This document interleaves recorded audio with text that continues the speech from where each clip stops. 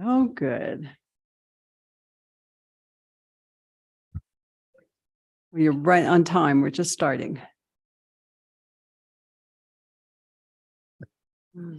Oh, good. Commissioner or Vice Chair Amador Guzman.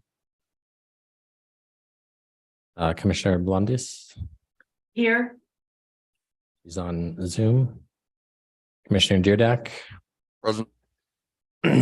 Commissioner Montoya. Commissioner Perez. Commissioner Ives. Here. Commissioner Ortiz. And Chair Long, Chairwoman Long. I'm here.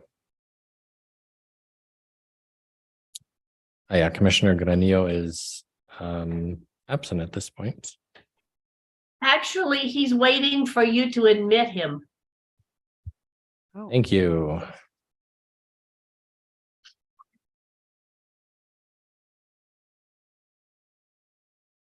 Okay, another one on Zoom. And Commissioner Granillo. Hi, how's it going? Good. And you are present? Yes, sir. Thank you. okay, thank you. We have everyone here then. All right, are there any changes that anyone would like to suggest for the agenda? If not, is there a motion to approve the agenda? So moved. Second. Okay, it has been moved and seconded that our agenda be approved.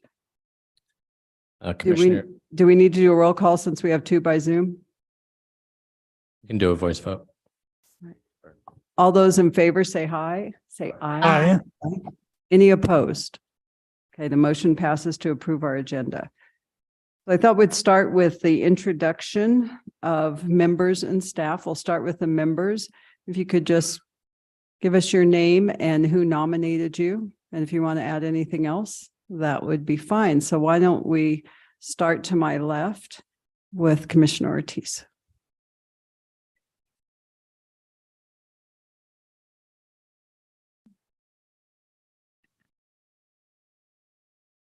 Oh, okay, there we go. Good evening. My name is May Ortiz, and I was recommended by Commissioner Amanda Chavez. I'm a Northern New Mexico gal, born and raised, and have worked in Santa Fe for over 27 years, and am excited to be here to work with you all and see what good things we can accomplish. Thank you. Why don't we just continue through here and then we'll go to Zoom. Peter Ives, former city councilor, and glad to be with everybody here tonight and working on this iteration of our charter commission. Was very involved in the last one, so looking very much forward to working with you all on behalf of the city. Great to be here. And you were nominated by Councilor Garcia. Councilor Garcia, yes. Hello, everyone. My name is Maria Perez. I was nominated by Councilor Villarreal, and I've been a Santa Fe resident off and on since '96. And my work is around democracy and elections and charters and things like this. So I'm very honored to have been asked and to be here. Right.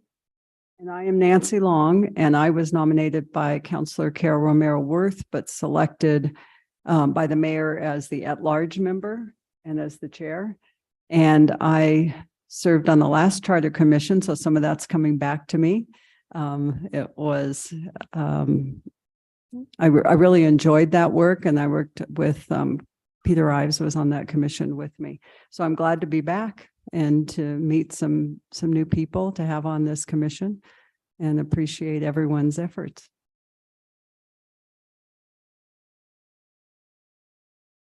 Hi, Sarah Guzman. I was nominated by Councilor Cassett. This is the first time I'm on a charter commission, so I'm really excited to be here with you.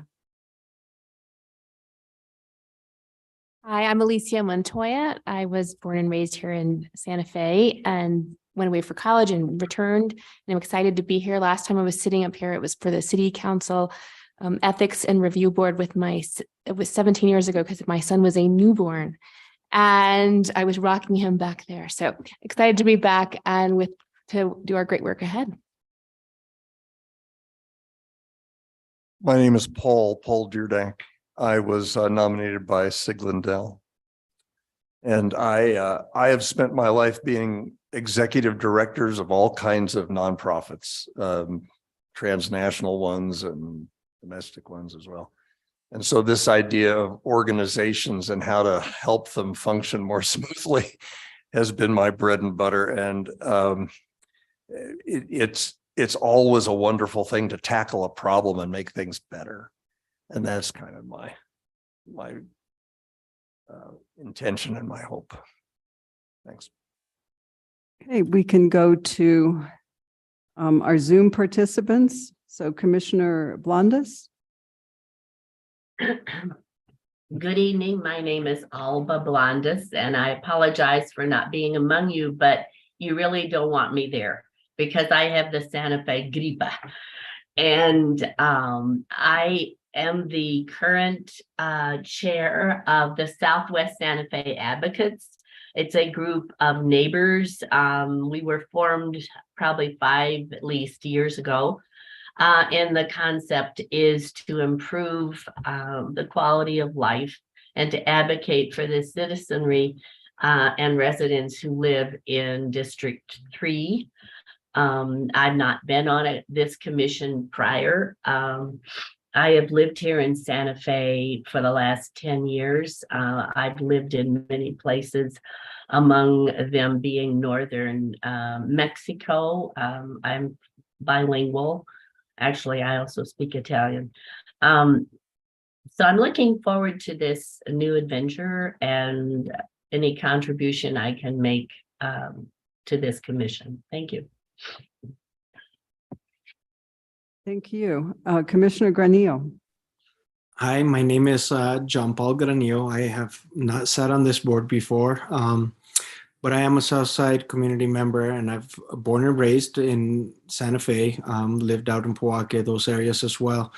I was introduced by Lee Garcia and Councilor Rivera as well. I sit on the housing board. I sit on the Southwest Advocacy Board. I have a nonprofit called Alas de Agua, which is Wings of Water for Southside community members. We also have a farm called Full Circle Farm for the community in Agua Fria Village. And I consider myself just a community liaison. So I'm interested in just helping the community in any sense that I can. And thank you. Thank you. Why don't we go to the staff that will be helping us through this with Aaron? Sure. Thank you, Chairwoman Long. Commission, very excited to work with you this year. I think this is going to be one of the more interesting parts of my time at the city. It only happens once every 10 years. And this is a chance for us to do a lot of self-reflection and analysis we wouldn't otherwise have the opportunity to do. I've been with the city for 4 years and 4 months now.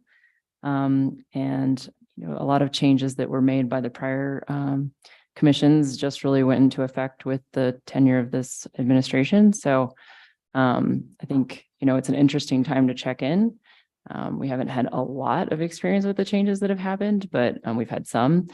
And I think having the experience of folks who have been on the commission before is going to be really helpful, as well as a lot of new perspectives. So I'm excited to work with you all. And I know that a number of my team members are as well. So a few of them are here today. Others may join us for certain parts of the conversation as they come up. But thank you. And Jesse? Thank you, Madam Chair. Commission, my name is Jesse Guillen. I'm the Legislation Policy Innovation Manager for the city. I am in the city attorney's office under Aaron. I've been with the city about 7.5 years, and I oversee all the legislation for the mayor and the city council. Thank you.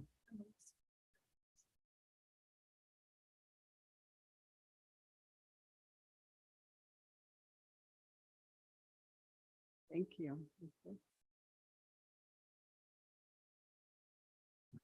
Thank you. My name is Marcos Martinez. I'm a senior assistant city attorney with the city. And I'll be presenting on one of the topics today, and maybe I'll be coming back for more visits. I look forward to working with you. I have many of the same impressions and hopes that Aaron expressed. So I think this is important work and interesting work. And so I look forward to providing what advice I can to you. Thank you. I think Aaron and Jesse had some great ideas for how to address our sort of kickoff meeting issues, just laying some groundwork, providing some background that I think will be helpful as we get started. So those are reflected in the presentation items that we'll hear tonight. We're not really tackling the substantive areas that are in the resolution the council asked us to address, or those that the public may bring to us. And in fact, we don't have public comment really tonight on that, but this will be our launch pad. And then we'll talk about how to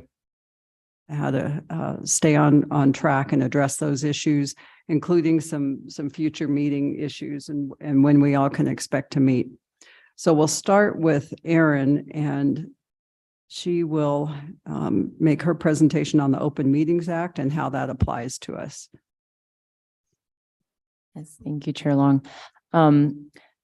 So generally, an advisory committee would not be subject to the Open Meetings Act. And this committee is considered an advisory committee because you can't make any final actions. However, the city of Santa Fe has taken our Open Meetings Act adherence to a further level than is required.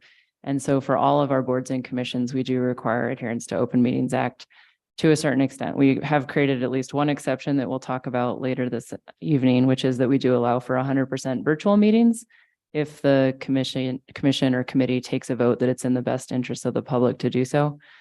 Otherwise, participation in a discussion of public business for our commissions does have to happen during an open meeting. So basically emails, outside discussions, outside of the public forum that we're having now that was noticed, can't happen with a majority of your members. So anytime that public business will be discussed, and that does include writing or verbally, we do need to have an agenda posted in advance. The topic of the discussion needs to be on the agenda. And we publish it as part of our weekly meetings list with the newspaper. And we post it at City Hall, which is if that's where the meeting is going to take place. We'll also post it elsewhere if it's going to take place elsewhere. Like I said, the topics need to be on the agenda. So if there's something that the commission wants to discuss in the future, the idea would be to get it on the agenda before the discussion occurs. I think we're going to be for each of your topics, we're going to be placing those on the agenda as we decide to discuss them. So that way the public knows which meetings will have which topics discussed. Whether or not there's public comment, we still need to alert the public which meetings are going to have which topics on them. I think the most common confusion happens in terms of conversations via emails, I think is what we see at the city. So the main thing would be to very carefully check who's on an email before replying all. If it's just staff, then you can reply all and that's fine. If it's commission members, I'd just be very careful about who else is on there. Even if it isn't a majority, just kind of want to gauge the circumstances as to whether or not it'll be a circumstance where that email will then be sent to additional members. And what's called a rolling quorum is when fewer than a majority are in a communication, either in writing or in person, and then people are added subsequently in different combinations such that a majority have ended up talking about that topic outside a public meeting. So it could be that 3 people in a subcommittee then reach out to a different subcommittee and kind of gauge their input on that subject, and that would be called a rolling quorum. So we want to avoid that. And the best way to do that is to really limit the conversations that happen outside these public meetings. You might have subcommittees though, and then you want to limit those conversations to the subcommittee. There'll be non-majority subcommittees unless you want to have public meetings for the subcommittee as well, which would require agendas and posting 72 hours in advance and all of that. We do not necessarily, what we are doing tonight was doing Zoom and in person and YouTube accessibility. That is not required. It's something we try to do when possible. The Zoom accessibility or some sort of remote accessibility where the public can hear your members and you can all hear your members and know who's speaking when is required in order to allow for remote participation. So if we don't do it in a location like this, and there's a few other places that are on city properties that we have set up with what's called an OWL device that allows the camera to identify who's speaking, and the chair would be able to identify who's speaking and who would like to speak. We can do what we call a hybrid meeting, which is what we're doing today. But that does reduce our kind of options of where we could meet in terms of the technology we have that allows for the hybrid option. And we'll talk a little bit later more in depth about what we want to do in terms of perhaps doing some all virtual meetings. Those are actually a little bit easier for us to support because you don't have to have cameras. Everyone has their own camera, right? And I think Jesse would be able to administer that for us. But I did want to open it up to the questions and answers as well on this topic if anyone has any questions. Yeah, thank you. Are there any questions of Erin? No. Well, she'll keep us in line. There may be issues that come up and we'll certainly loop you in on those. That would be Need great. some guidance and need some help. Okay, we're always happy to answer questions. They do come up frequently. Okay, now we will hear from Martinez on what does it mean to be a home rule city, which is what we are.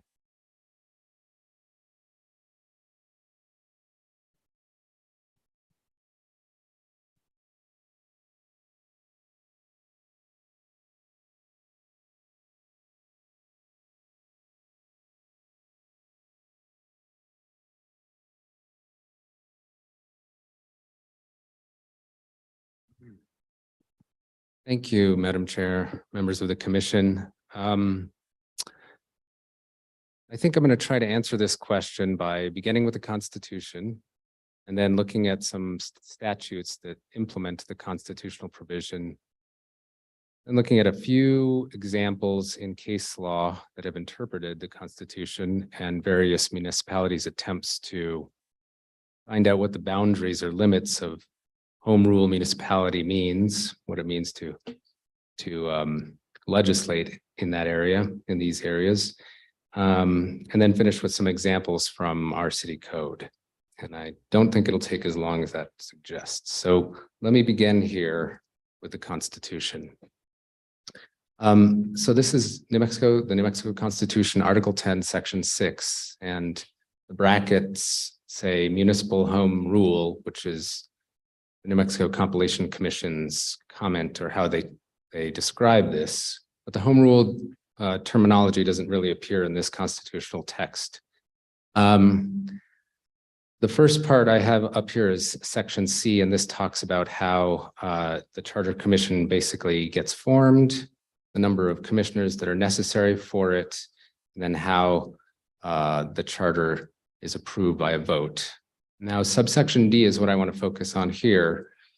This is kind of the guiding light for these charter home rule municipalities. A municipality which adopts a charter may exercise all legislative powers and perform all functions not expressly denied by general law or charter. So then there's some limitations that follow quickly thereafter. This grant of power shall not include the power to enact private or civil laws governing civil relationships, except as incident to the exercise of an independent municipal power. Nor shall it include the power to provide for a penalty greater than the penalty provided for a petty misdemeanor. And finally, no tax imposed by the governing body of a charter municipality, except a tax authorized by general law, shall become effective until approved by a majority vote in the charter municipality. And finally, subsection E is important as well. The purpose of this section is to provide for a maximum local self-government. A liberal construction shall be given to the powers of municipalities. This home rule amendment was passed in 1970 by a slight majority of the voters. Then in 1971, the Municipal Charter Act was recompiled and passed by the legislature. There had been one that had been in existence prior to the constitutional amendment. But this was the one that came into being after that one that one court has at least said implements the constitutional provision. So let me just read from this one because it provides some additional guidance. The charter may provide for any system or form of government that may be deemed expedient and beneficial to the people of the municipality, including the manner of appointment or election of its officers. And so on that sentence, I think of ranked choice voting, the recall of the officers and the petition and referendum of any ordinance, resolution, or action of the municipality, provided that the charter shall not be inconsistent with the Constitution of New Mexico, comma, shall not authorize the levy of any tax not specifically authorized by the laws of the state, and shall not authorize the expenditure of public funds for other than public purposes. All bylaws, ordinances, and resolutions lawfully passed and enforced in the municipality before the adoption of the charter shall remain in force until amended or repealed.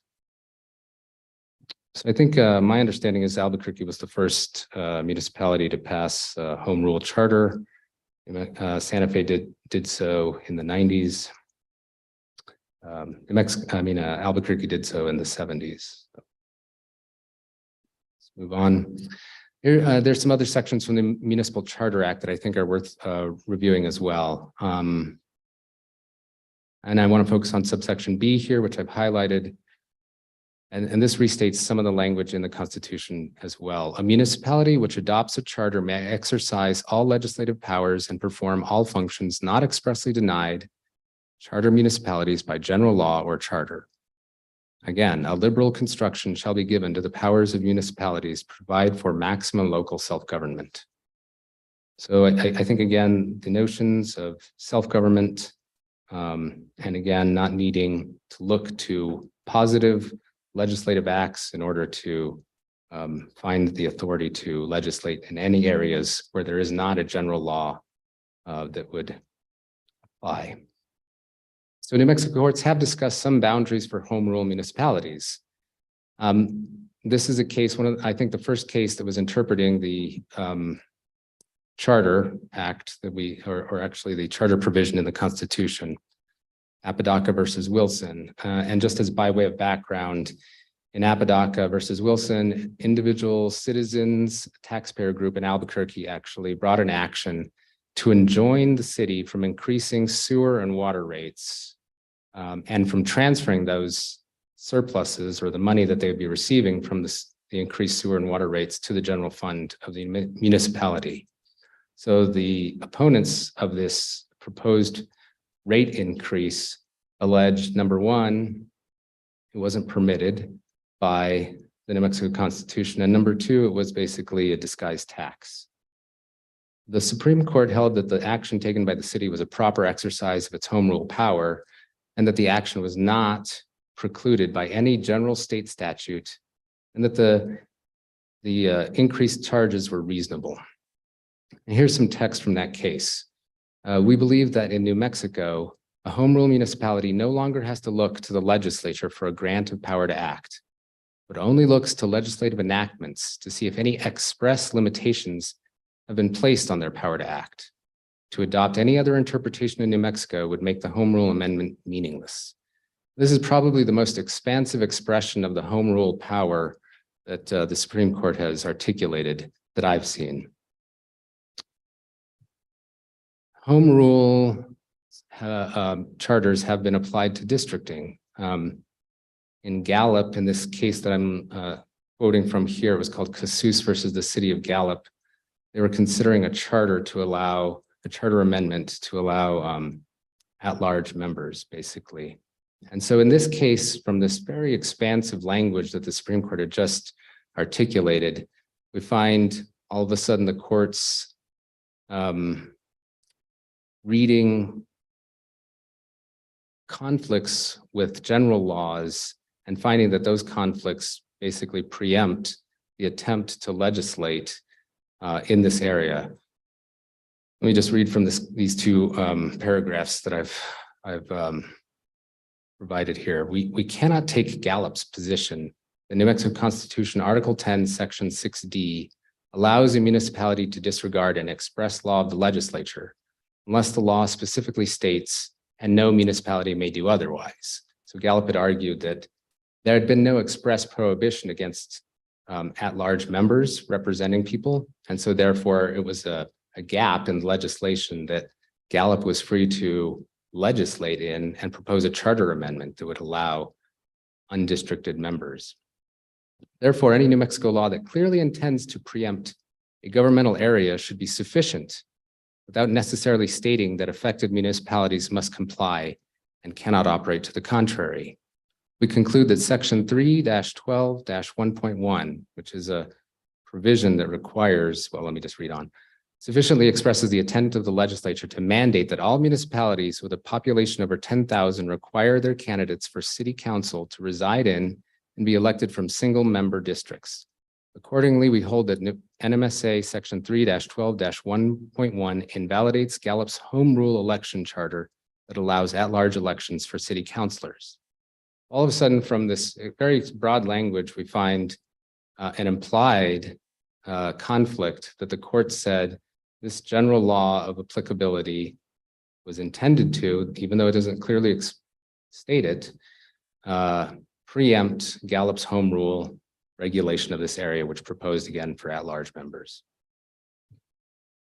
Home rule has been applied to term limits. So the city of Albuquerque wanted to limit the terms of its councilors.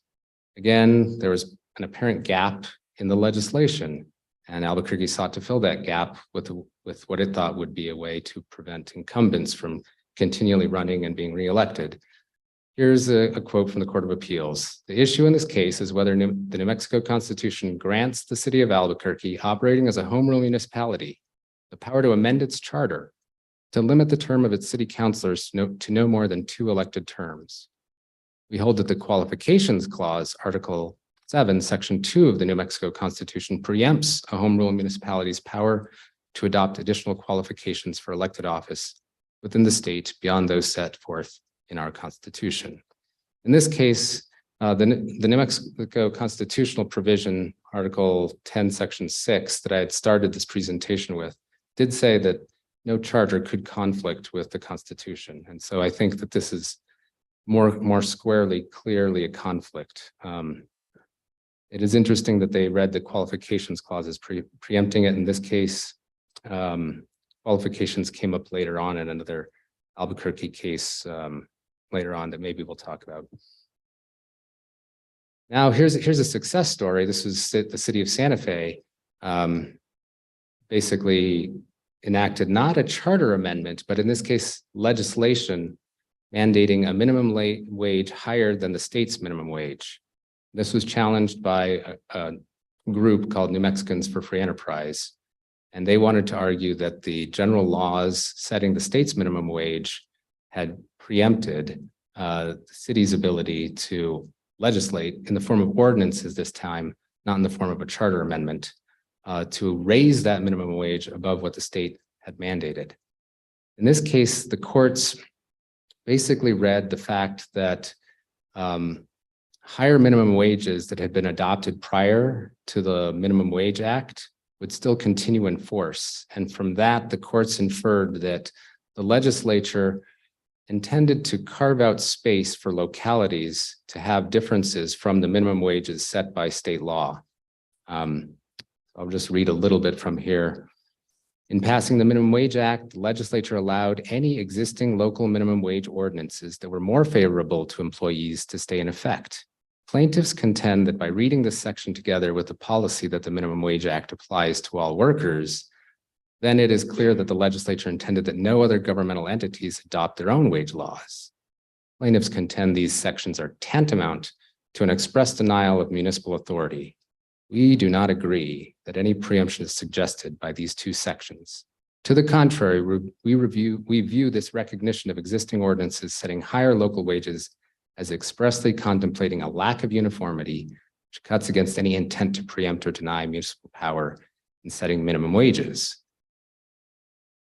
We conclude that municipal power to set a minimum wage higher than that of the Minimum Wage Act is not expressly denied by general law within the meaning of the Home Rule Amendment. So this shows that challenges can also occur not just in charter forms, but in any legislative action by a charter municipality. And this is one of those later successes. The city had another one that I'll highlight here, the regulation of domestic wells. So in New Mexico, any person can obtain a domestic well, and the state engineer has no discretion to deny them. And this meant that there have been in some communities a proliferation of domestic wells, and their unregulated growth has posed some problems to water suppliers. So the city, I think somewhat to its credit, decided to, again, look at this gap in state legislation, and they attempted to further constrain any person who wanted to have a domestic well in the city limits, such that if they were within a certain radius of a distribution line, they would be required to instead seek water service from the city unless it was prohibitively expensive. This case, basically, this was a pair of cases challenging by two different applicants, challenged the city's regulation of domestic wells. And then it was further complicated by the fact that while these cases were pending on appeal, the legislature passed another statute that expressly authorized municipalities to further regulate domestic wells within the city limits. So rather than just read this whole provision, I'll just start with the underlined portion here. It says clearly state law and the city's ordinance regarding domestic wells address different areas of concern. Because there's room for concurrent jurisdictions, section 72.12.1 and the OSC permit do not preempt the city's power to prohibit the drilling of wells, and the applicant can be served by the municipal water system. In this case, again, it was legislation and not a charter amendment, but I think the lesson is still apt, which is I would just recommend that we need to examine whether there is a general law of applicability in any particular area that this commission recommends making charter amendments, and then examining if there is an intent by the legislature to preempt or basically regulate, occupy the field in that area such that local regulation would be displaced. And this, again, can happen by implication or by clear statements in the legislation itself. So here are a few examples from Santa Fe's charter, and this is my last slide, so I won't take any more time. And I think these are just a few interesting examples. There are many more, and they, I think, identify gaps that the city saw and sought to remedy or fill. In 2.01, we have the Code of Ethics. And this is my paraphrasing. The city has a code of ethics that is more specific than the Governmental Conduct Act. We have added more particularity to what constitutes conflicts. We have added sections on bullying, and the Governmental Conduct Act is express in stating that local governments that are subject to the Governmental Conduct Act may adopt laws that are more stringent so long as they are minimally meet all of the prohibitions in the Governmental Conduct Act. We can self-impose tighter restrictions, and that's what the city's done. I guess the next one I would look at is section 4.05. This called for public campaign financing, and I think the city of Santa Fe was the first city to do that as well. The city provides candidates who obtain sufficient small qualifying contributions, public financing for councilors, the mayor, and the municipal judge. Section 4.06. I mentioned this earlier, ranked choice voting, and this goes to, again, the manner of elections provision in the Municipal Charter Act. The city adopted ranked choice voting. This was actually adopted, I think, in 2008.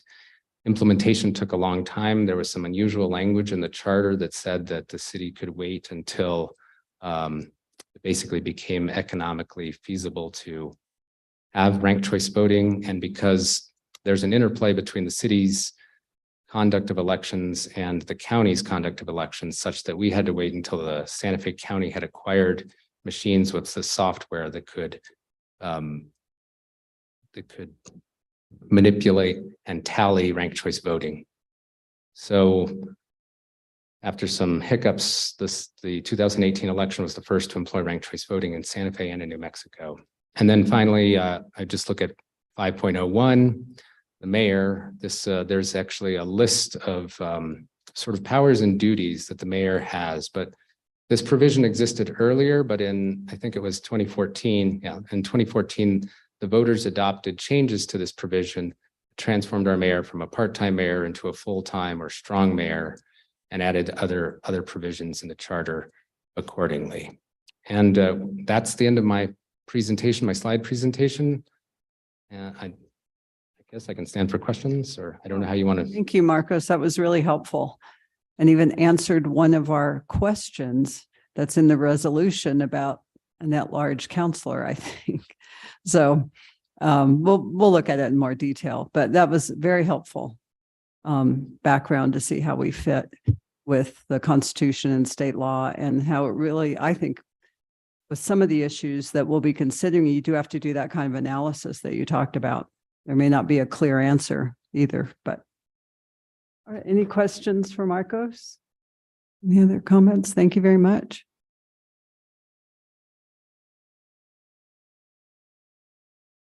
All right, Jesse will take us to the next item.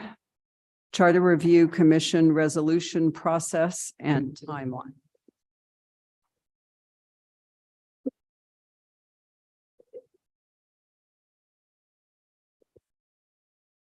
Thank you, Madam Chair. We get this up here. There we go.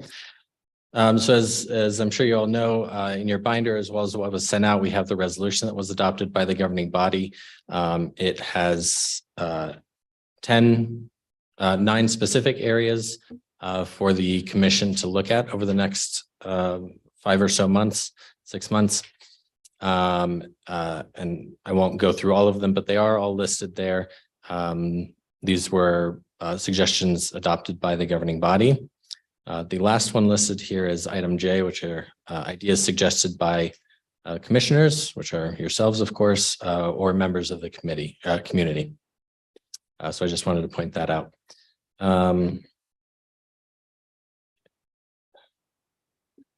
I'm just going to go through the process, the sort of the road ahead as you will for the commission here.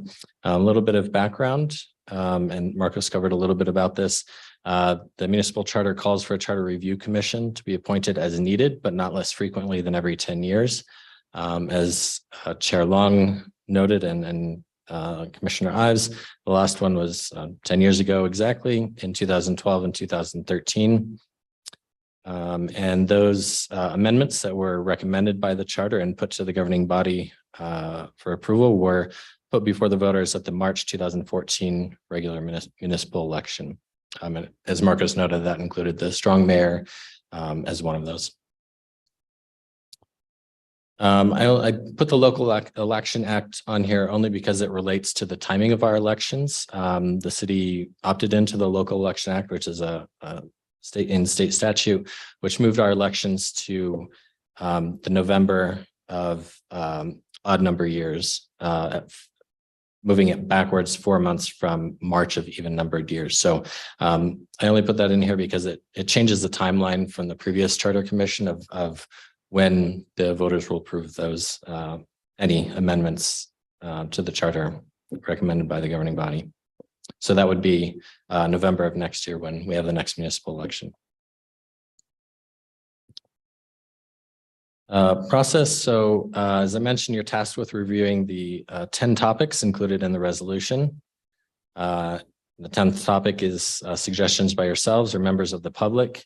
The chair may appoint subcommittees to research and discuss certain topics and report back to the full commission. So if there are certain ideas that come up either from yourselves or the members of the public, or items that are listed specifically in the resolution that need more research as to the legality or compliance with state statute and the home rule law, then that's what the subcommittees could be used for. And then finally, the commission will vote on a final report providing recommendations on amendments to the charter to the governing body. And according to the resolution or pursuant to the resolution, the deadline to submit your final report is May 10th of next year, 2023. And then lastly, 2020, May 10th, next year is when the report is due to the governing body. Then the governing body may adopt resolutions regarding the recommended amendments to the charter to be included on the ballot for November. If any of those amendments put on the ballot by the governing body are then approved by the electorate, those amendments will then become part of the municipal charter. Pursuant to that, if any amendments to city code are required to implement any of these amendments to the charter, the governing body will then take action subsequent to the election to implement those in city code. And that is all I have.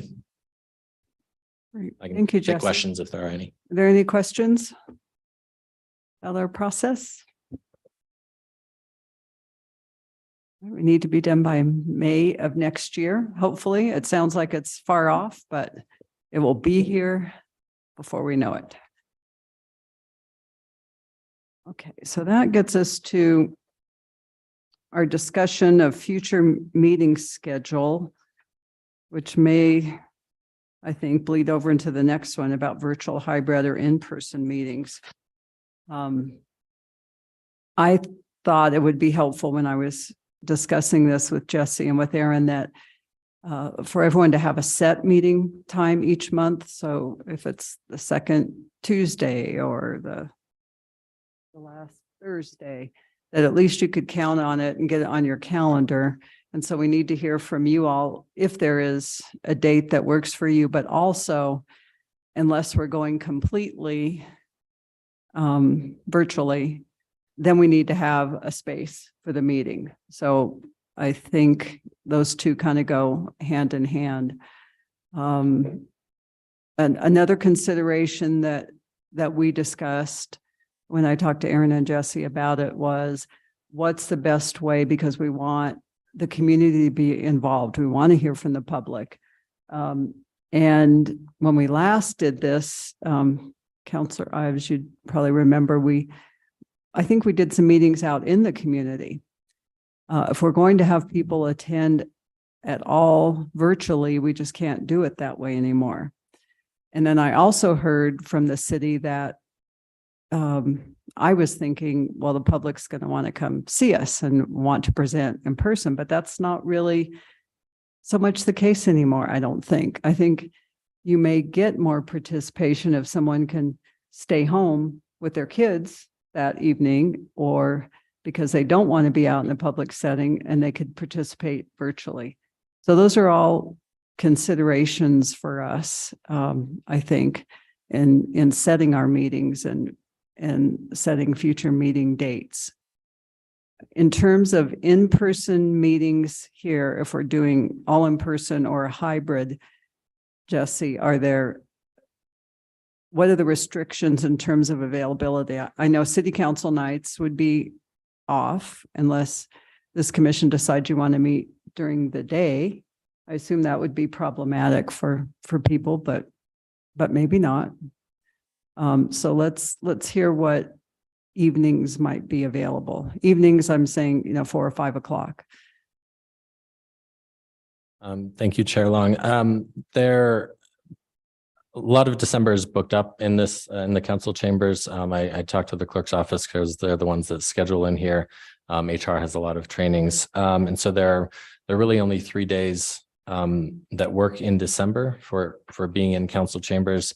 The first is Tuesday, December 13th from 3 to 5 p.m. The next is Thursday, December 15th from 3:30 to 5:30 p.m.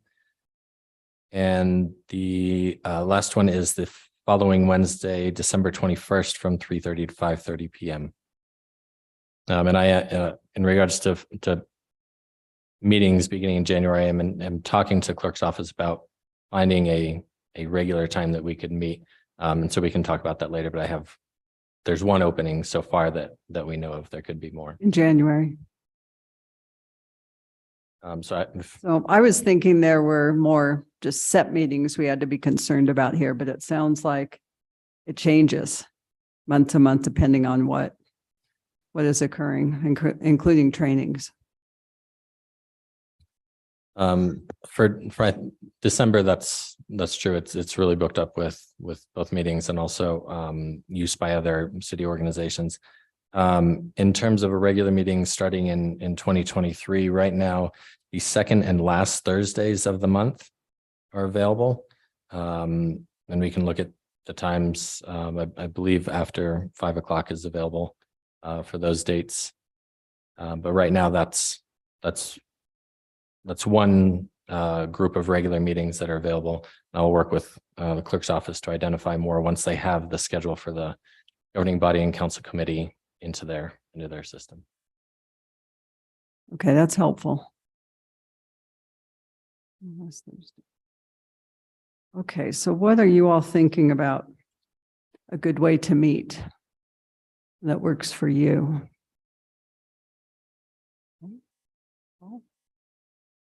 All of us have been thinking about this. And fortunately, the midterm elections are behind us, and so the calendar suddenly cleared. So that was a big deal. I'm wondering, those of you who have done this before, did monthly meetings suffice to get the work done? If we meet only monthly, that gives us 5 meetings. And on the one hand, as you said, May seems like it's so far away. 5 meetings seems minuscule to me. We did meet more than once a month. I think maybe our first meeting or 2 was once a month, and then we met probably twice a month. I don't remember exactly. And I had forgotten until I went back and looked at some of that material. I think there were some committees too that were working on projects or on discrete issues, which is a good way to handle those, I think. So then if you're in a committee and then 2 that's 3 times a month if you're meeting. So it will be a push, and I think that there will be more than 1 meeting a month. And if that makes a difference on how we should meet, maybe it does to people. Maybe, 2 in-person meetings plus a committee meeting is just too much to do in person. But I think you raise a good point. We did have to meet more than once a month. Yes. Thank you, Chair. I'm wondering about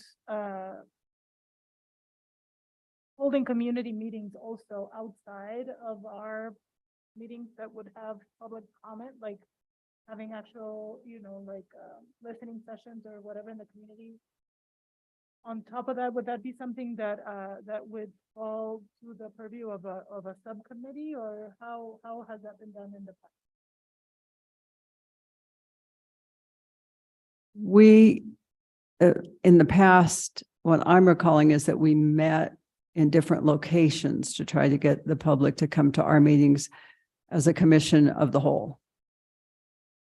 There was also some outreach efforts in terms of asking for comments and ideas on the website, and maybe in some other, you may have some ideas about that too.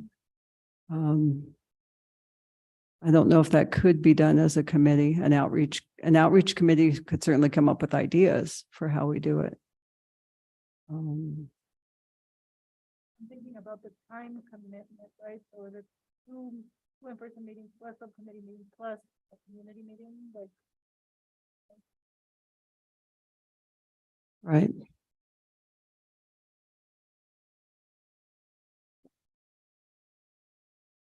Madam Chair, Aaron, did you say that subcommittee meetings didn't necessarily need to follow the Public Meeting Act? So if it's a smaller group, then that wouldn't necessarily be a set meeting. So maybe we wouldn't need to consider that in terms of setting the calendar, correct?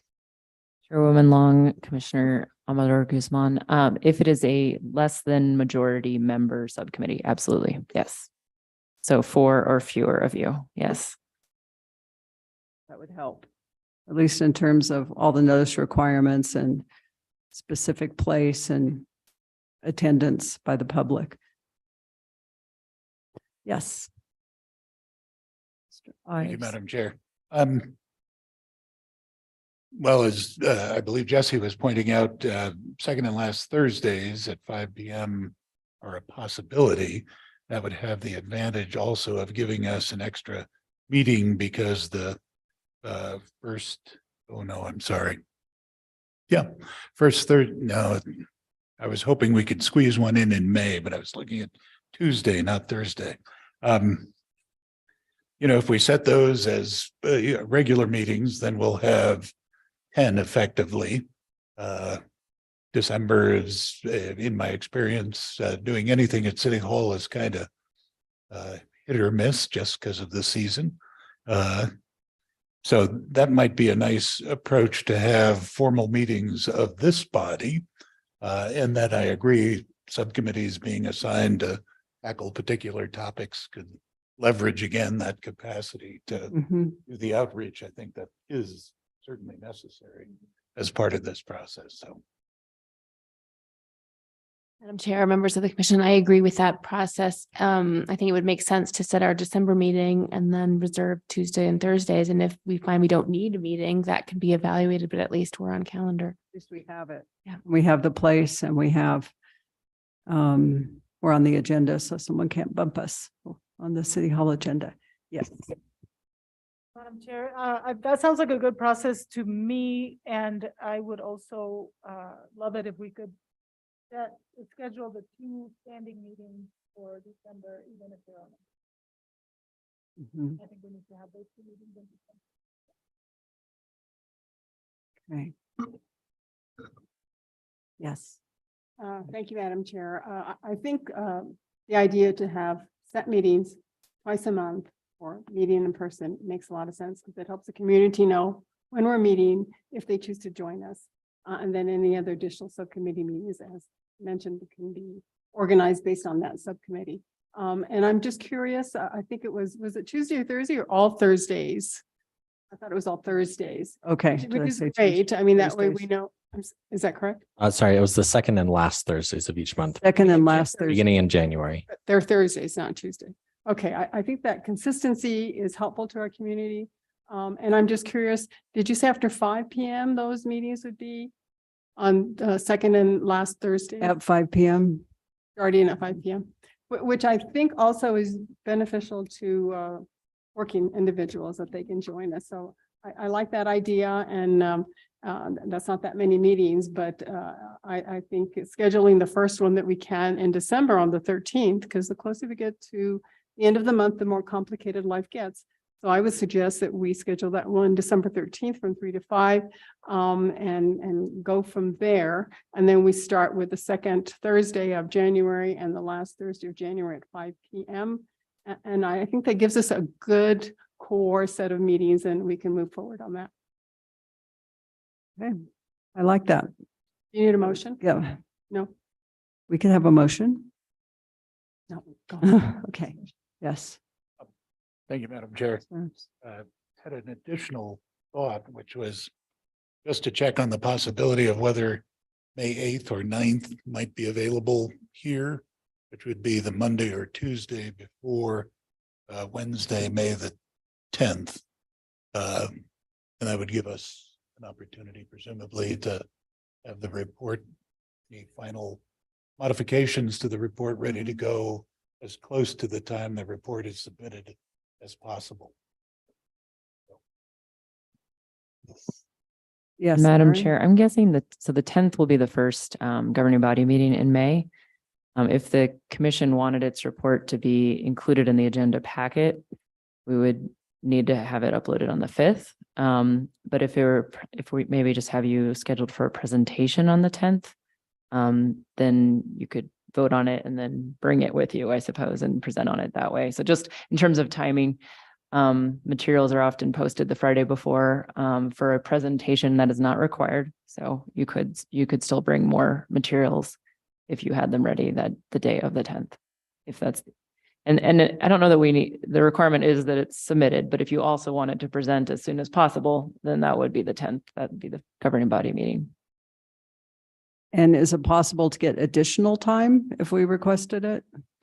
Chairwoman Long, I would guess so. Yeah, I think that would, and, or if you needed more time to present. The thing is, I think they would want to try to start introducing legislation as soon as possible. So the earlier they hear what the recommendations are, or have access to them, the earlier they can start pursuing the legislation that will be needed, which does take generally at least a month from introduction to passage. Yes. Thank you, Madam Mr. Chair. Ives. I was going to say it would be really helpful to have a schedule back from the election. Because charter amendments will have to go out in ample time. So that would, I think, be really helpful for. I think it would. I remember we looked at that last time because we did take longer than we had hoped and that the council had hoped, but we did look at that schedule and we made it so that there was still time to get it before the voters. All right, yes.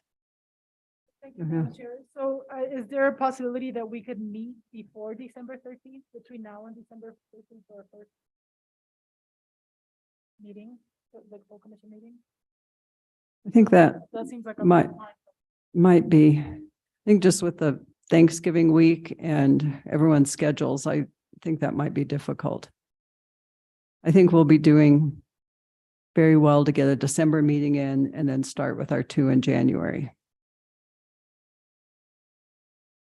Madam Chair, I've Right. had my hand up for a while. Oh, I'm sorry. Yes, Commissioner Blondes. Yeah, this is Alba Blondes. I have a conflict with the Housing Trust Board on December the 13th. From 3 to 5 p.m.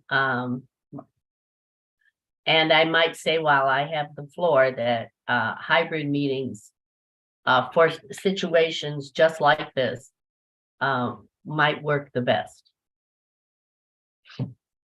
Thank you. Right, Commissioner. So if we met at 5 o'clock on the 13th, could you attend the meeting if you can attend remotely?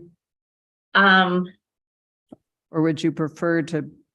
I would prefer a different day simply because as I said, I'm not real clear. I can check, I would have to check with the president of the Housing Trust to see what that time frame is actually going to be. Currently I have 3 to 5, but it could extend. So that's not my best day. Right. Thursdays are fine. Did December 15 work for everyone else if we had our next meeting on the 15th at 5? I can do that. And I think Commissioner Granillo is nodding, maybe, yes? Yes, ma'am. Forgive me. Thank you, Madam Chair.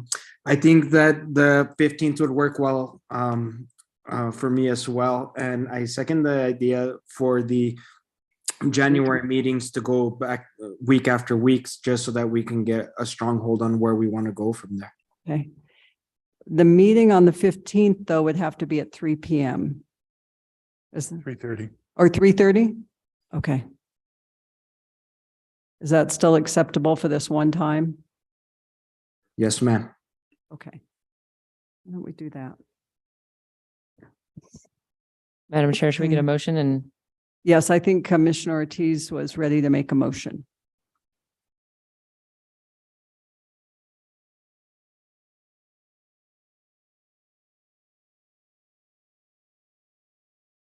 Madam Chair, Yes. I would like to move that we schedule our next meeting for December 15th from 3:30 to 5:30 p.m. to be held here in the chambers. And then we schedule future meetings beginning in January on the 2nd and last Thursdays of the month, meetings beginning at 5 p.m. And then we Thank you. schedule the May 10th governing body meeting that we will attend as well. I'll second that motion. Okay, do we want to include the governing body? And there's a second, I can in that- eliminate that for now because we need to see That where might- we're at. I think we should. I'll Then eliminate. we won't that have from to my motion. amend this. Okay, is that acceptable to the second? It is. Okay, any further discussion? And I think this is a good meeting schedule. Oh, yes. Madam Chair, just thinking about meeting in the community, I just wanted to take a pause to check on the other locations that you said could be hybrid, just so that before we start scheduling here, we'd probably need to know what the schedule is for those public settings that have the same setup.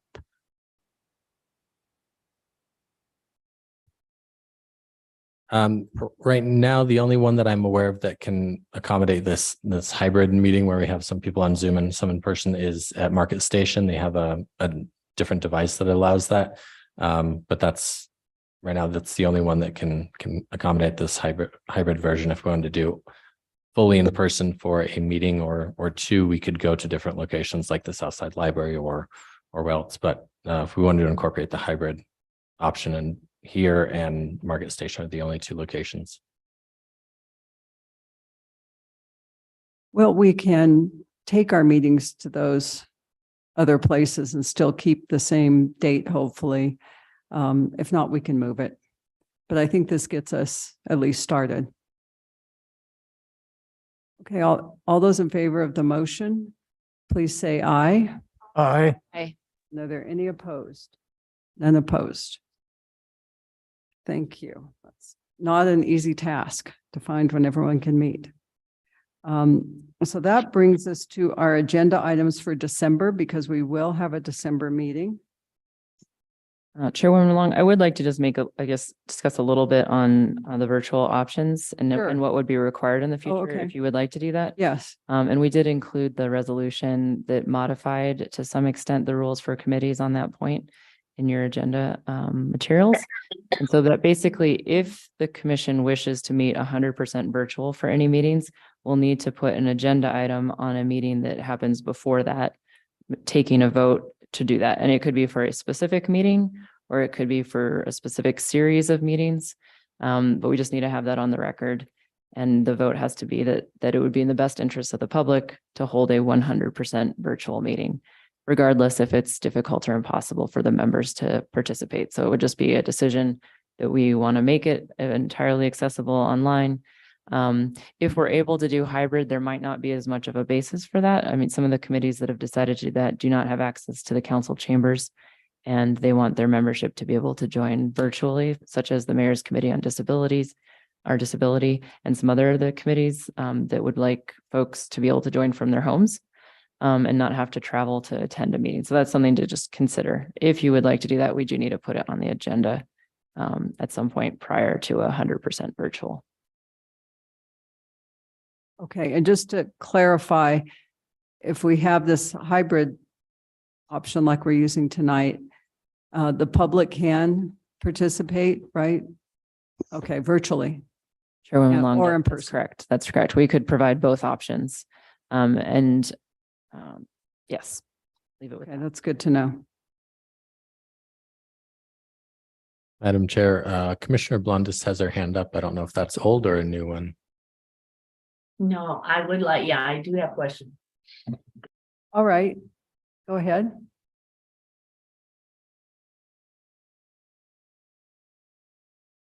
Go ahead, Commissioner Blondis.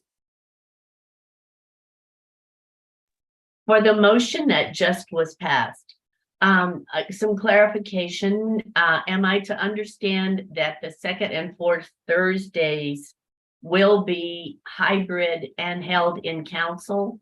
That wasn't clear.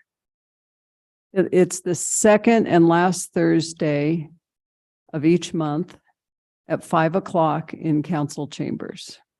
So it And- will be hybrid? And we have the hybrid capability. Okay, Yes. thank you.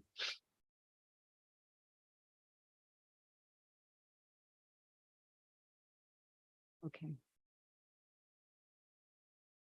All right, agenda items for December.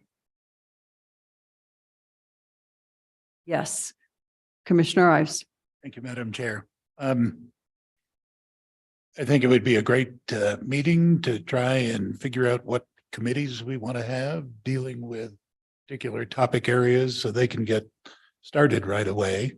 And I think, if there's any priority between the 10 items that have been identified by city council for the commission to focus on.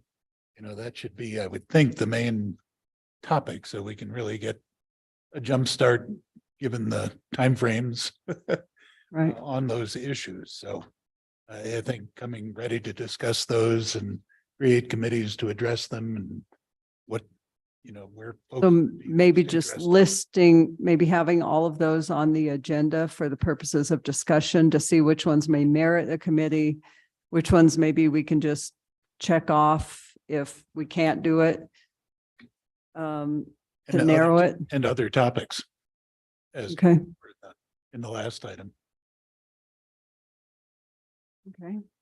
Yes, Commissioner Ortiz. Madam Chair, I'm curious, there's a lot of items on there. I'm not sure all that it would take to thoroughly review and come to some recommendations on each of them. And my question is, are we planning on addressing every single one of those? Because that's what we're being asked to do. And is there a priority order?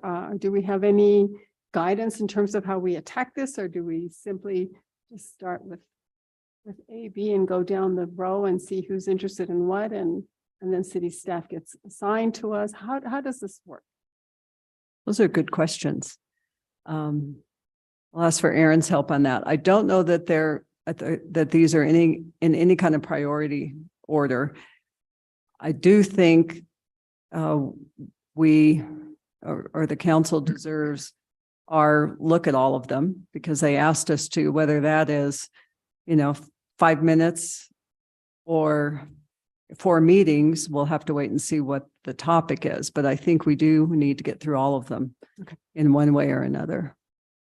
Okay, so Madam Chair, as a follow-up. So then I would imagine the staff would give us a small presentation on what the issue is, what it looks like now, and what options might be for the future. And then we decide who's going to be working on it and how much time we need to put into that. Are those presentations going to be done 2 or 3 at one meeting by the staff, or we're going to do them all at once in one meeting and then we divvy up? Just trying to figure out a format that would be efficient, that we could figure out Right. what we need to roll our sleeves up for and start working. And I think it depends on what we want to hear. If we're asking the staff for a legal analysis, they'll be doing that. If we want a survey of all New Mexico home rule municipalities on this particular issue, that might be maybe a different staff person, depending on the subject matter. But I think we're going to need to tell them what it is we want to hear, and then they'll tell us who can do it at staff, or, if they can't, and then we have to figure out how to do it. And Chairwoman Long, I guess I would want to add a little bit. I don't want us to do a huge preparation and presentation on something maybe the commission isn't even interested in recommending, and you already know that.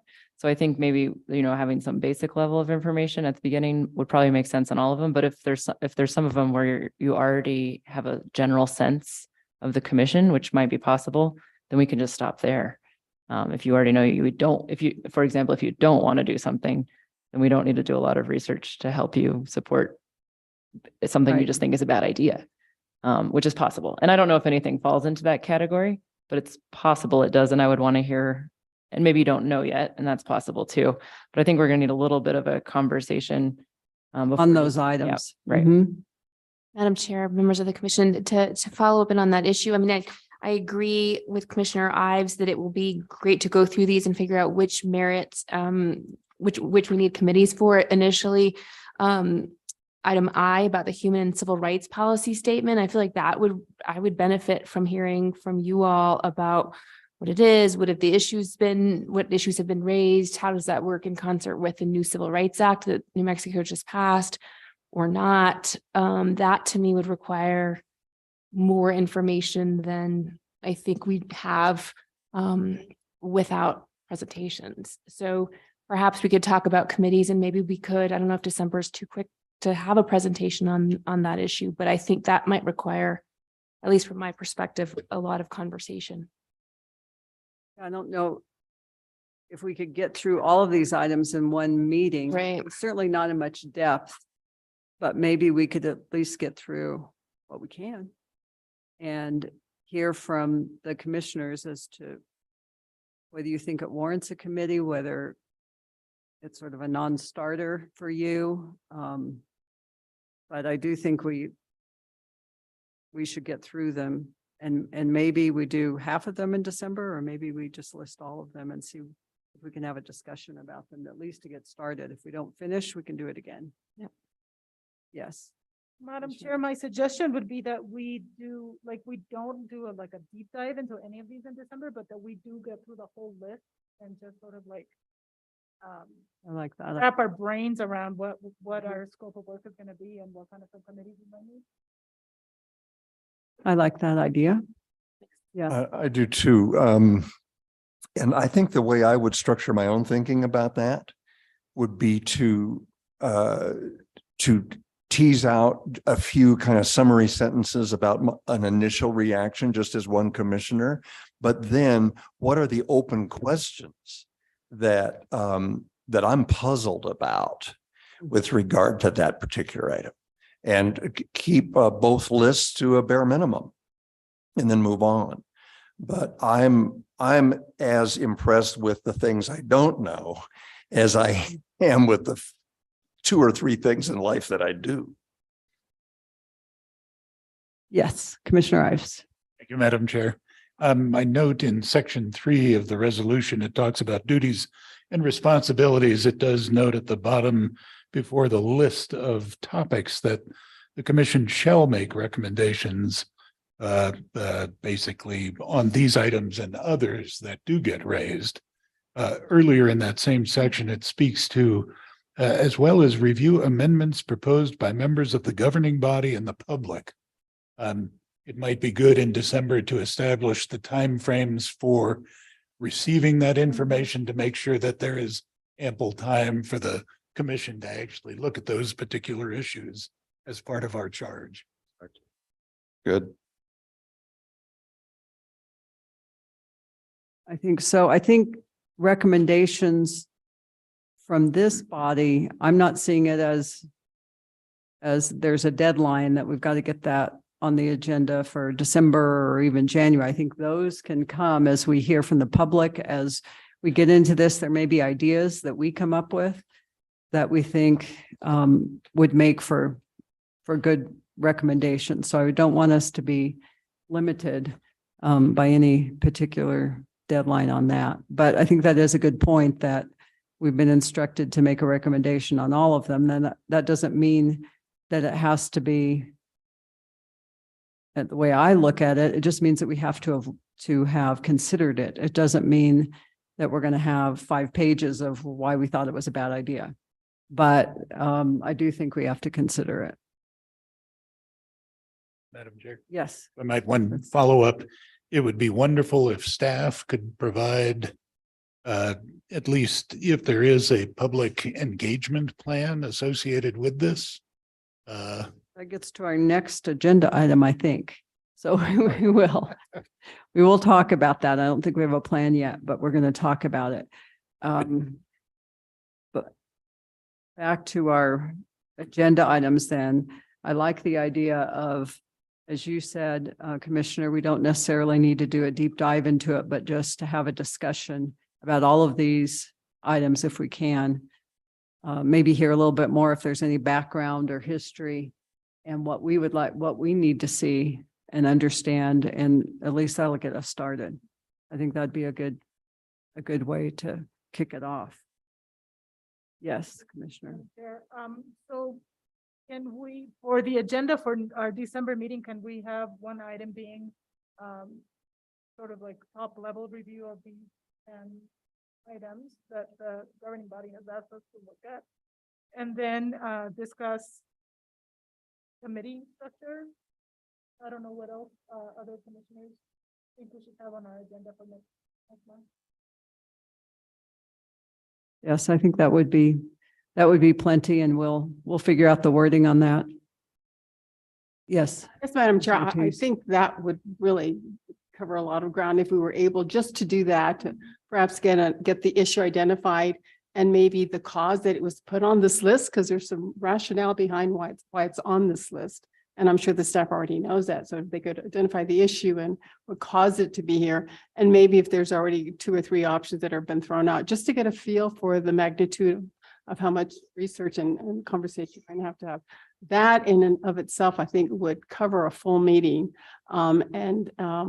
It would. I think that would be a great start to then begin to start deciding what we want to tackle first, or simultaneously and create committees. That's a lot of meat for one meeting. So Yeah. I think that would be a great start if we could do that in December. Okay.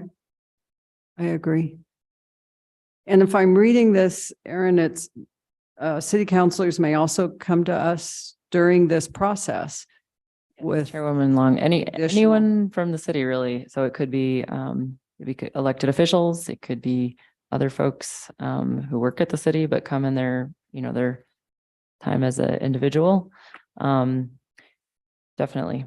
to present on these items or have additional charter recommendations. Right. And in terms of the motivations behind them, I don't necessarily have those weren't required to be disclosed. There were a number of sponsors for the legislation, but I can certainly help, I think, synthesize some of the debate on some of the items. Most of them weren't publicly debated at this point because they're asking, the governing body's asking for consideration of them, but they didn't necessarily need to say if, they thought there did or didn't need to be a change. Some of these ideas came from the prior resolution that created the prior commission, and a few are different. We could identify those. We could also identify, I think, what the existing law is, and anything we know about that at this point. So, the information that we already have, certainly we could provide. Right. Yeah. Yeah, we understand just the best that you can on the items. Madam Chair, Yes. in regards to call out to the public and what Aaron just mentioned, that city councilors, other individuals could come and present stuff to us. Are we going to have an item in our agenda at every meeting that allows for that? Yes, Okay, we will. so that will be at each of We'll our have public meetings comment. from now forward. And we'll so how figure do- out how to structure that.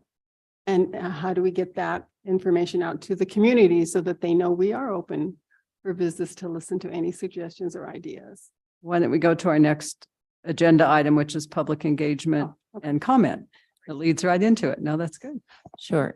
Chairwoman Long, commissioners, I think one of the nuances I wanted to just bring to everyone's attention about public comment is there's a few different ways we can do it. And we might want to evolve that as we go through the process this year. One way would just be to have a section for public to give comment, and people line up, and it could be about any topic related to commission business.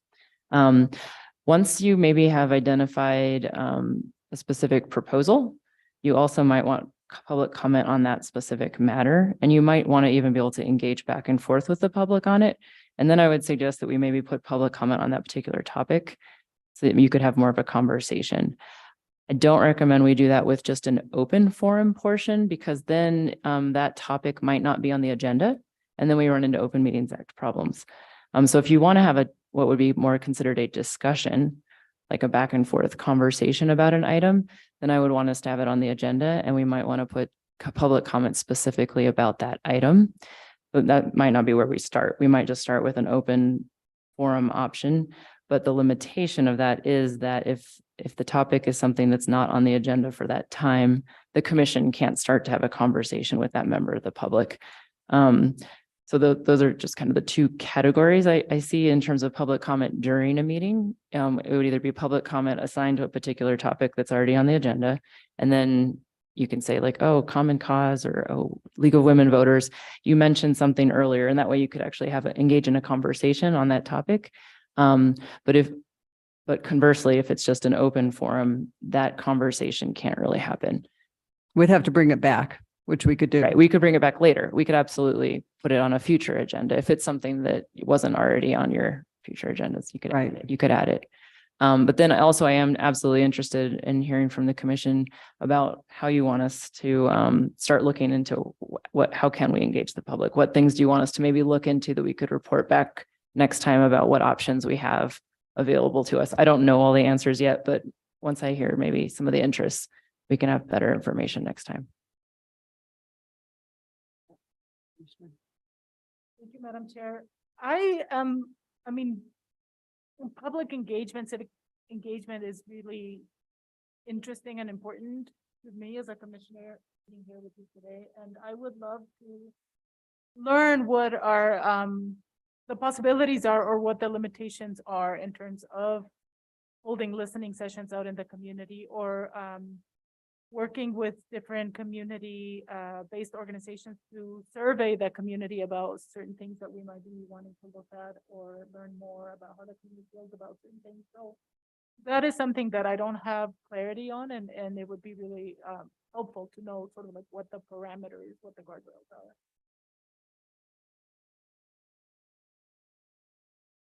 Any comments from staff about that? In terms of legal limitations, I don't think we have many in terms of what we can do in terms of engaging the public. We can definitely ask for feedback. I would say the survey limitations would probably be just funding and having it be professionally done. We don't have someone on the city team, as far as I'm aware, who's trained in putting together something that's statistically sound. So if we wanted to do something like that, we probably need to hire someone. I don't have a specific budget for this, and I don't know how much that would cost. So I guess that would be a question if that was something the whole commission wanted me to look into.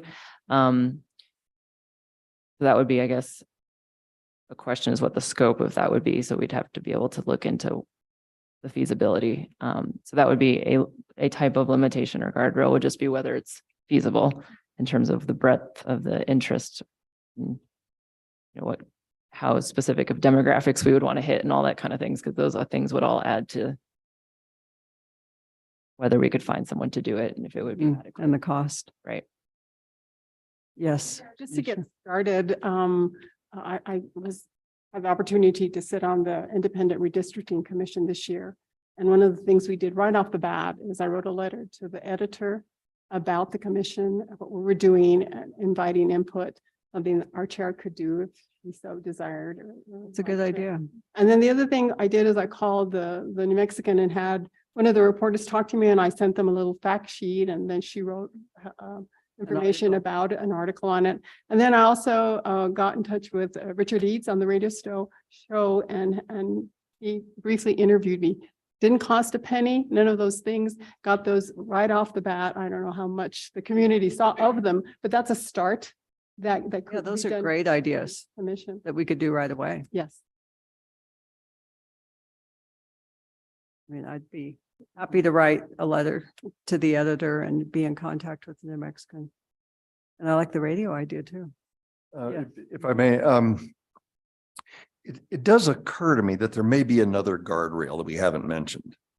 And that is that some matters of huge importance to citizens in the city may not be appropriate matters for a charter, Yeah. right?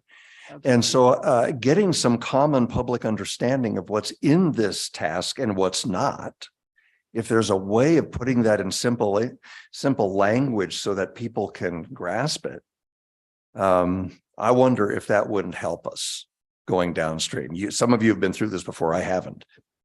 But I know from my neighbors that when we talk about city business, it's a potluck and people will talk about things that are not pertinent to the context. It's the most natural thing in the world. It's a good. And if we can put some guardrails around that, our work will be more streamlined, it seems to me. I don't know how to do it. Yeah, and I think that it's a good suggestion because it's fair to the public. If we say we want to hear anything you have to say about the city, you know, then it's as though we can address that and do something about it. And really, we want issues that are appropriate for the charter. Managed expectations. So it's a good point. And Madam That's Chair, great. your letter and to the editor or the article in the newspaper can set those parameters and those boundaries and say, these are the areas, these are the topics, these are the four, whatever. And that way, that being out there, we all can be sharing that same information to those people that we talk to in the city so that they know what it is we're looking at.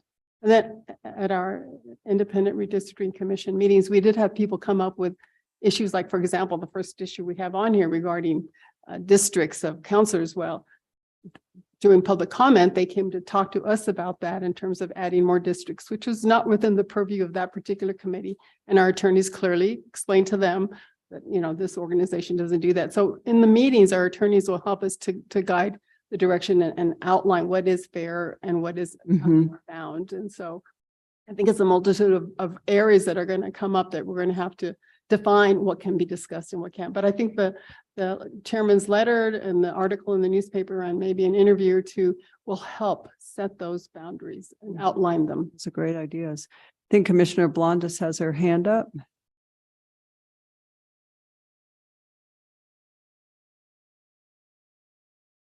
Yes, Madam Chair, thank you.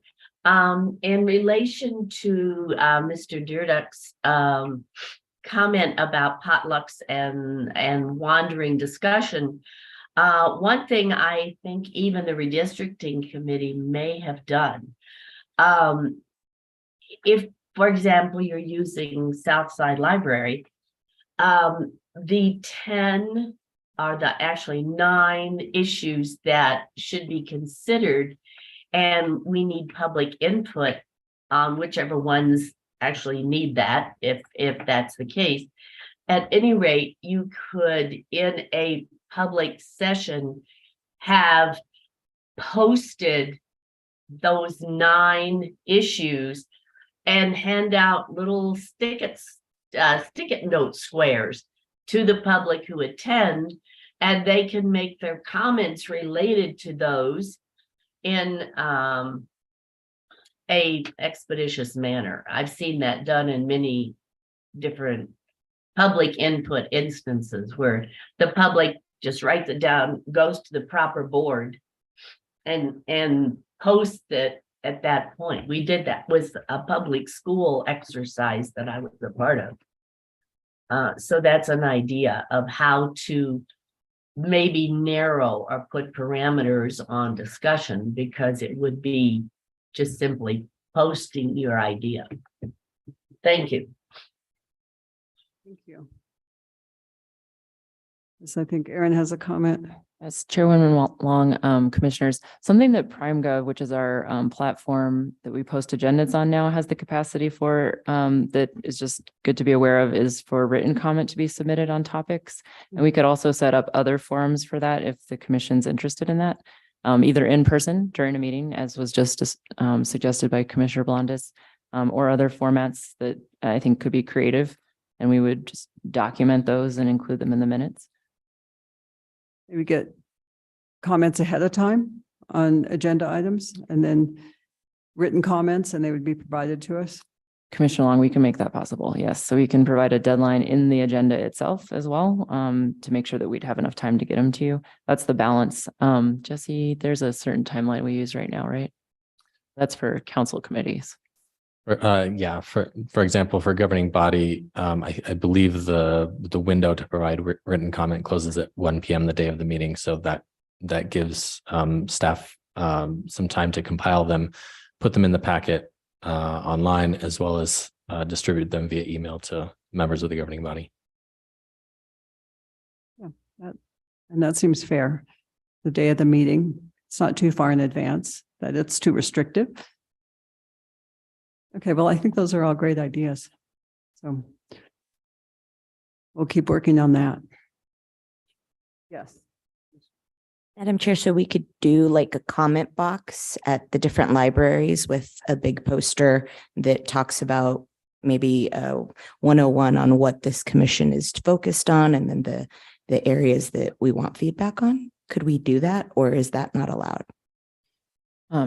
Chairwoman Long and Commissioner Amador Guzman, I think that would be allowed. I would want to look into the feasibility and talk to the library and that kind of thing, but those types of ideas, I think, are the types of things we could look into. I don't know. So there's nothing saying that public comment has to happen during a public meeting. It can happen really in any format you would like it to happen. If you wanted it documented, we would try to find a way to get it documented in the minutes, but it could happen. I mean, the public can contact you. There are circumstances in which some of you may be aware that the governing body can't engage on certain issues, but most issues the governing body can engage in the public and one-on-one via email or with their neighbors and everything else. And that's absolutely how you can engage with the public as well if you would like to. certainly feel free to talk about the topics that happen here with members of the public. There's no limitations on that. And I think that's a good contrast to identify amongst yourself. 4 or more is not allowed, but you with 400 or however many people outside this room is fine, as long as they're not these people, this group of people. So certainly feel free to discuss these issues with others who you think would have great input. They don't have to come to a public meeting to talk to you about their feedback. And you don't have to disclose their names. You can talk to whoever you want. And I would say I encourage that for sure. Talk to people you know who have great ideas about the city government, and that's fine. But then also, if you think they're good speakers or would have good things to say to the commission, encourage them to come as well, or to write to the whole commission. They can write to all the commissioners. They can write to the governing body about these ideas too, because once there's a recommendation, the governing body still has to pass a resolution in support of the idea in order for it to get on the ballot. So. Thank you. That's really helpful. Yes. Thank you, Madam Chair. Presumably, we could also utilize social media and things like that to get some input from the public. We could. Another good idea. Yes. I wish we could look a little bit further than our next meeting. Our agenda for next meeting is absorbed, but soon thereafter, I would hope that we could take a deeper dive into what is a charter and what is not a charter, because part of our charge is to look for topics that have not already made the list. And I would be helped, I'm sure, to know that something that may be burning for me or may seem to be a real thorny issue for Santa Fe and has not moved off of the dime, really isn't appropriate for the charter, and solving that problem isn't going to be solved here. Never mind the fact that it has not yet made our agenda. So having that discussion of what is a charter specifically and what are the rails around it as opposed to other parts of our civics would be useful to me in the first couple of months of the year. 30 minutes, 20 minutes. I think we would be remiss if we don't cover that base. Okay, I think that's a good point. A good item to have on the January agenda. Yes, Commissioner Ives. Thank you, Madam Chair. It's been a couple of months since I last looked through the entire charter, but I think that's the best place to begin that particular focus, because it is extensive. It covers a lot of ground. And I know one of the thoughts that's been running through my mind is what areas within the charter as it is currently drafted perhaps need emphasis, need perhaps some reworking, and many of the questions posed by the governing body to this commission encapsulate those thoughts, but there are certainly others. So yeah, I would hope, I intend to go through it and engage in that very process. And that actually, I thought, might be a good thing to ask of people proposing to make recommendations, that at least they have some understanding of what's in the charter currently. So hopefully we can, as part of the public process, make that very available to everybody for purposes of taking a look at any submissions that they want to make.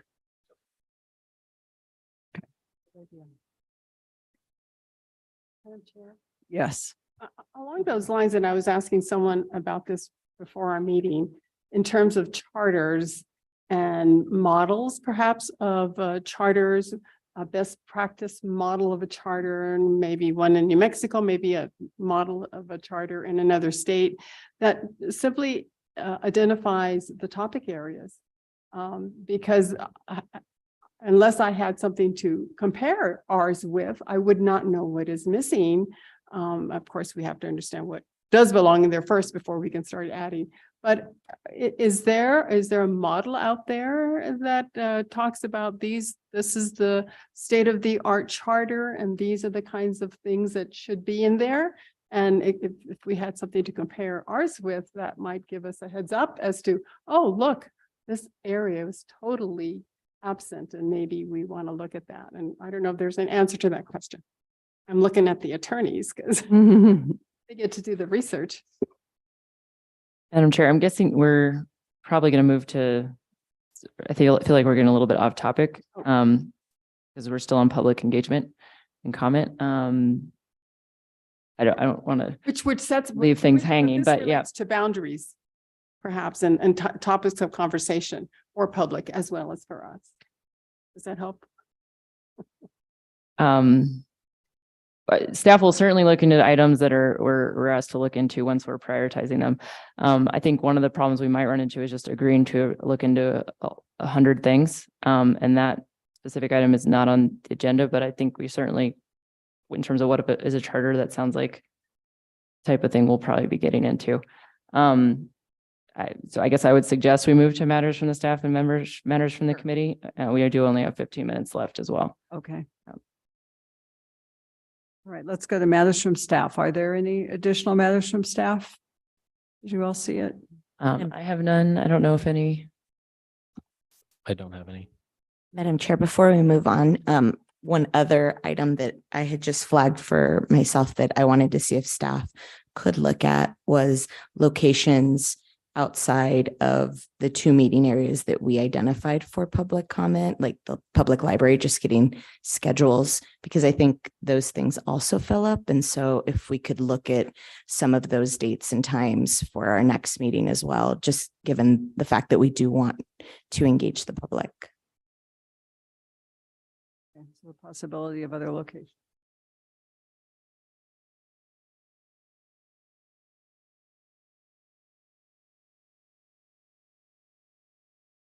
Okay, are there any other matters from the committee?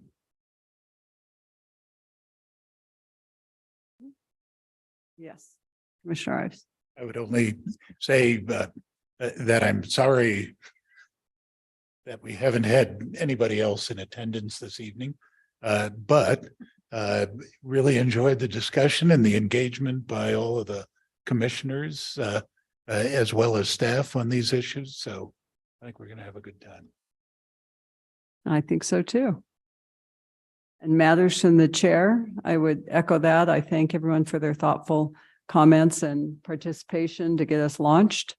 And I think we have a good start. So the next meeting we know will be December 15 at 3:30. Is that right, everybody? And that one we will be in person here. I think now that we are talking about 2 meetings a month, we need to keep considering whether one of those each month should be virtually, but we can vote on that at the meeting before. Clarification, December 15th meeting will be in person only and not hybrid. No, there will be hybrid capacity. Mhm. Whether anyone will take advantage of that, we don't know yet, but it will be available. Thank you. Okay, and we are adjourned. All of our work done. Thank you. Thank you, everyone. Have a good evening.